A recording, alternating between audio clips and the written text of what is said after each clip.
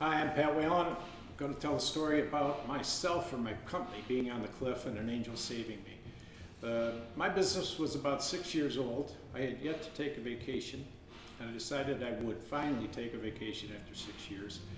And my partner, who owned 10% of the business, decided to take advantage of my absence to start his own competing business, and he left with our biggest customer.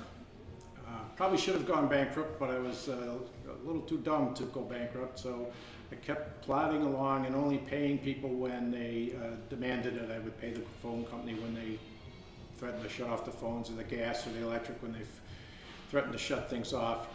And I stopped paying the rent.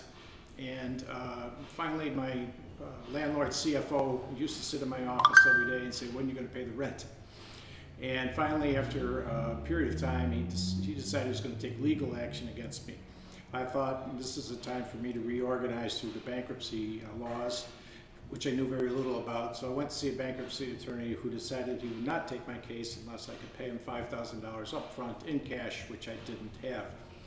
So I decided I would close the business. And as I was driving back to the office from the lawyer's office, I started to rehearse the meeting I was going to have with the employees. I had a couple hundred employees at the time. And I was going to tell them, sorry, I got to close the business. It's through no fault of your own, but you're all out of work. And as I was rehearsing my talk to the employees, I started to cry. And I was crying so hard I couldn't drive my car. So I decided to pull over and regain my composure. And as I was sitting on the side of the road, I decided I better call my landlord. My landlord was a man named Bill I-R-R. And I told him, "Bill, I know I owe you a lot of money, but I'm going to pay you back. I'm going to close the business, and I'll get a job, and I'll make you payments on a regular basis, and I know I owe you a lot of money, but I promise you I'll pay you back." Bill asked where I was. I said, "I'm on the side of the road on my way back." He said, "Before you go have your employee meeting, come and see me."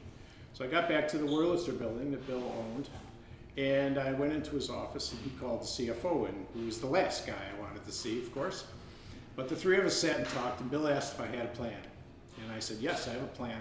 I've actually been working, but I'm obviously out of time. Your CFO's sitting in my office every day asking for his money," which is understandable. That's his job. Bill said, "Can you pay the rent going forward if you have a plan?" I said, "Yes, we can pay the rent going forward." He said, "Can you pay a little bit every week on the past due rent?"